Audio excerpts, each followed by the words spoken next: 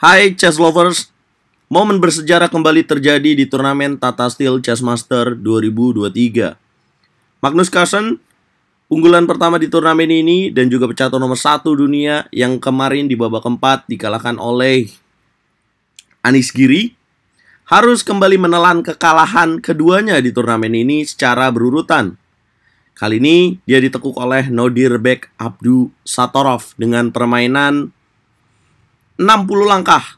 Nah, buat teman-teman yang belum tahu, ini merupakan sejarah untuk Magnus Carlsen karena terakhir kali Magnus Carlsen kalah 2 kali secara berurutan itu di tahun 2015 di kategori catur klasik. Nah, bagaimana itu bisa terjadi? Langsung saja kita bahas. Magnus Carlsen coba bangkit dan bermain secara taktikal.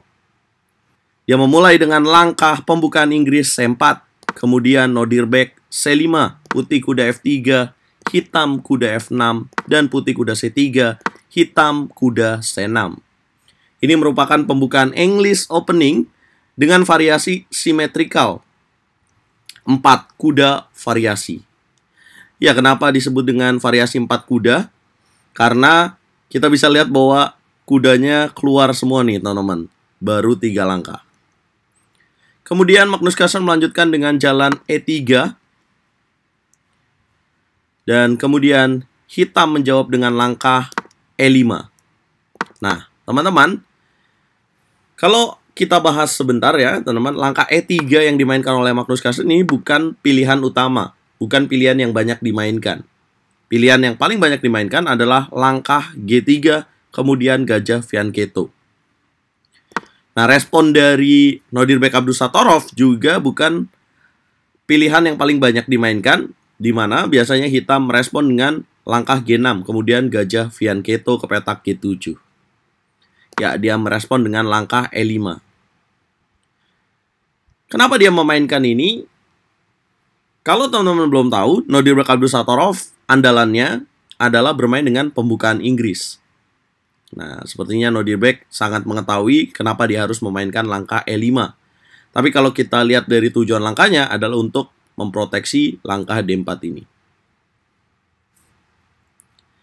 Permainan dilanjutkan dengan Magnus Carlsen memilih langkah gajah E2 dan Nodirbek Abdusattorov mendobrak dengan langkah D5. Pion memukul pion, kuda memukul pion balik, dan putih lakukan rokade. Hitam gajah E7, Magnus Carlsen menyerang dengan gajah B5. Dengan tujuan, kuda memukul pion E5 karena ada pin dari gajah B5. Permainan menjadi lebih menarik setelah langkah gajah B5. Magnus Carlsen sendiri pernah memainkan variasi ini di tahun 2017 ketika berhadapan dengan pecatur Prancis Maxime Vachier-Lagrave, mantan juara dunia catur kilat. Dan hasilnya, mereka bermain dengan hasil remis. Jadi ini bukan pertama kalinya di top level Magnus Carlsen bermain dengan variasi ini. Kuda memukul kuda dilanjutkan oleh Abdusattorov. Pion B memukul kuda. Tidak ingin melakukan pertukaran menteri, hitam menteri C7. Magnus Carlsen mendobrak dengan langkah D4. Pion C memukul pion, pion C memukul pion, pion memukul pion, dan kuda memukul pion. Ya, kalian bisa lihat bahwa permainan jadi lebih terbuka dengan terjadinya banyak pertukaran pion. Hitam melanjutkan dengan gajah D7, putih kuda F3. Ya, pemilihan langkah yang menarik karena Magnus Carlsen memilih menarik mundur kuda, ini dianggap lebih menguntungkan untuk Nodirbek Abdusattorov. Langkah terbaiknya menurut Engine disarankan adalah untuk memainkan langkah menteri C2. Yang kedua adalah langkah gajah B2. Dan yang ketiga adalah langkah A4. Nah, apa sih tujuan dari langkah menteri C2? Jelas banget untuk menekan menteri di petak C7. Bagaimana jika hitam memilih benteng C8? Maka putih akan memainkan langkah kuda F5. Boom. Ya, kalau menurut saya ini jadi lebih menarik ya, karena tekanannya adalah pada petak E7 dan gajah di petak E7. Nah, kenapa tidak memilih langkah gajah B2? Apa tujuan dari gajah B2? Nah, bagaimana jika hitam melakukan rokade? Maka putih akan memainkan langkah gajah D3. Jadi di sini putih akan memiliki sepasang gajah yang slicing atau mengiris diagonal ke sayap raja hitam. Jelas ini bahaya banget, teman-teman. Nah, kalau disuruh tebak, kenapa Magnus Carlsen memainkan langkah kuda F3? Apakah for no reason? Jelas tidak, teman-teman. Pasti ada reasonnya, pasti ada alasannya. Magnus Carlsen sepertinya tidak ingin terlalu cepat untuk melakukan pertukaran, karena jelas dia ingin bangkit dari kekalahan kemarin dan meraih hasil kemenangan hari ini. Dan tujuan lainnya, kalau RL Chess menduga ya, memprediksi dia ingin memainkan langkah gajah B2. Sama baiknya. Apa jawaban dari Abdusattorov? Abdusattorov memainkan langkah gajah F6 mengancam benteng. Momen krusial terjadi di langkah ke-14 ketika Abdusattorov mengancam benteng di petak A1. Magnus Carlsen tidak memindahkan bentengnya, guys. Padahal langkah terbaiknya adalah memindahkan bentengnya. Tapi juara dunia punya analisanya sendiri dan dia memilih langkah gajah A3. Boom. Kalian bisa lihat setelah langkah gajah A3, keunggulan jadi milik hitam. Abdusattorov, gajah memukul benteng. Menteri memukul gajah.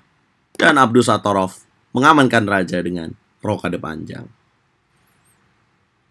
Ya, karena hitam tidak boleh melakukan rokade pendek ya, teman-teman. Ini langkah ilegal karena pergerakan rajanya dibatasi oleh gajah. Rokade panjang, Magnus Carlsen memainkan langkah benteng C1. Mempin menteri dan raja dan menguasai jalur C. Mengapa putih tidak mengambil pion di petak G7? Apa jawaban hitam? Maka hitam akan memainkan langkah benteng H ke petak G8. Bagaimana jika dia memainkan langkah menteri memukul pion F7? Akan ada langkah benteng memukul pion G2. Boom! Raja memukul benteng, gajah ke petak H3. Teknik discover check. Skakster, menteri akan jatuh di petak F7. Gak mungkin lah dia makan menteri F7. Benar sekali. Bagaimana jika dia memainkan langkah menteri H7? Maka hitam akan menjawab dengan menteri A5. Terjadi dua ancaman perwira di waktu yang sama. Kalau gajah memukul kuda, maka akan dipukul balik. Tetap ancamannya dua perwira. Gajah memukul F3, menteri memukul gajah di petak A3. Bagaimana jika mundur ke petak D3 pada saat momen menteri A5, Bang? Maka akan terjadi ancaman gajah H3.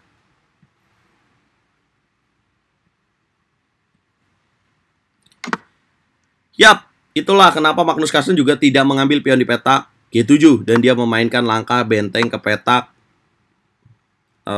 C1. Kemudian hitam melanjutkan dengan jalan Raja B8. Menteri memukul pion G7 baru dimainkan oleh Magnus Carlsen. Kenapa? Karena setelah menteri memukul pion G7, kalau diancam dengan benteng H ke petak G8, karena langkahnya juga ini, benteng H ke petak G8, kemudian menteri B2. Nah, sebenarnya langkah terbaiknya adalah memukul pion H7, teman-teman. Dianggap oleh Stockfish ini tidak bahaya untuk putih. Ya walaupun masih tetap unggul untuk pemain hitam ya, karena pemain hitam akan memainkan langkah Raja A8. Nah, kenapa harus memukul pion di petak H7? Karena memukul pion H7 memberikan keunggulan pion bagi Magnus Carlsen dan dia akan memiliki pion yang mengganggu dari jalur H ini, pion promosi. Tapi Magnus Carlsen memilih menteri B2, kemudian hitam menyerang dengan gajah G4. Yap, kalau di sini putih melakukan gajah memukul kuda C6, yap, benar banget pin ya. Tapi hitam memiliki langkah spesial menteri memukul gajah balik. Karena kalau benteng memukul menteri, akan ada jawaban benteng D1, back rank checkmate. Nah, kalau ditutup, ya dimakan. Kemudian putih memilih kuda E1, menutup ancaman back rank checkmate. Nordirbeck memainkan langkah benteng D1, menyederhanakan permainan. Benteng memukul benteng, gajah memukul benteng. Magnus menarik mundur gajah F1. 21 langkah, Nordirbeck Abdusattorov sudah unggul besar di sini dan dia memainkan langkah kuda E5. Magnus Carlsen H3 membuka luv, membuka nafas untuk sang raja. hitam gajah F3. Momen ini bisa dimanfaatkan oleh Magnus untuk kembali unggul tipis apabila dia memainkan langkah menteri B1 untuk mengancam pion H7 dan mencegah plot dari gajah E4. Tapi Magnus memilih menteri D4. Ini jarang terjadi. Magnus sering melakukan kesalahan ya teman-teman di game ini. Dan kemudian hitam benteng D8. Putih menteri A4. No dirback gajah D5. Magnus Carlsen memukul pion H7. Hitam gajah C4. Putih gajah B2. Hitam gajah memukul gajah. Raja memukul balik. Menteri C4 skak. Raja G1. Hitam kuda C6. Putih kuda F3. No dirback mengambil pion di petak A2. Putih gajah F6. Hitam skak benteng D1. Raja H2. Hitam fokus mempromosikan pion A5. Putih kuda D4. Hitam menteri D5. Putih menteri C2. Hitam menteri D6. Boom. Skak gajah. Putih F4. No dirback Abdusattorov memainkan langkah paling akurat dengan benteng memukul kuda. Boom, luar biasa pecatur 18 tahun ini. Dia tahu momen krusialnya dan dia menemukan langkah yang tepat. Killer move, gajah memukul benteng, kuda memukul gajah, pion memukul balik, menteri memukul pion F4, dan G3. Menteri memukul pion D4.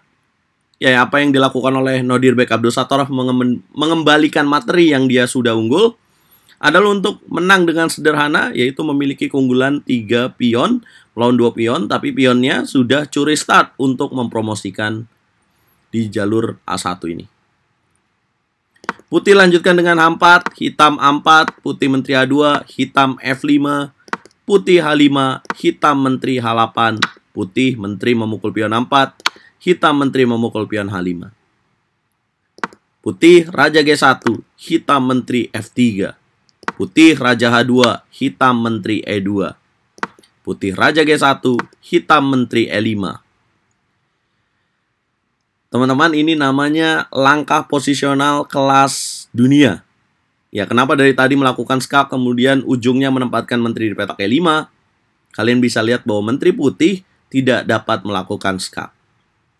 Mau skak ke petak E8 atau F4, dia tidak bisa melakukan itu. Putih lanjutkan dengan Raja F2, Abdusattorov mendorong pion B5. Menteri B4, Raja hitam B7. Sekali lagi, No dirback memiliki skill kelas dunia. Dia tidak memberikan skak kepada Magnus Carlsen.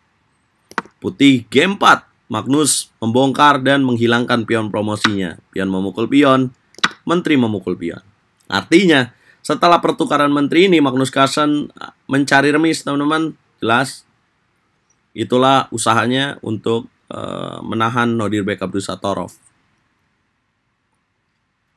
Hitam Raja B6, putih menteri G8, hitam terus perlahan mendorong pion promosinya. Putih Raja F3. Kalian bisa lihat bahwa kenapa menterinya nggak dipindahin? Karena ini sudah melakukan batas, teman-teman, atau Lucena position untuk membatasi pergerakan dari Raja. Mempagari ya istilahnya. Dan memang harus ini dilakukan karena membuat rajanya tidak bisa membantu menteri untuk menahan laju pion promosi. Hitam Raja B5, putih Raja G2, hitam menteri E2, Raja G3, menteri E3, Raja G2, B3.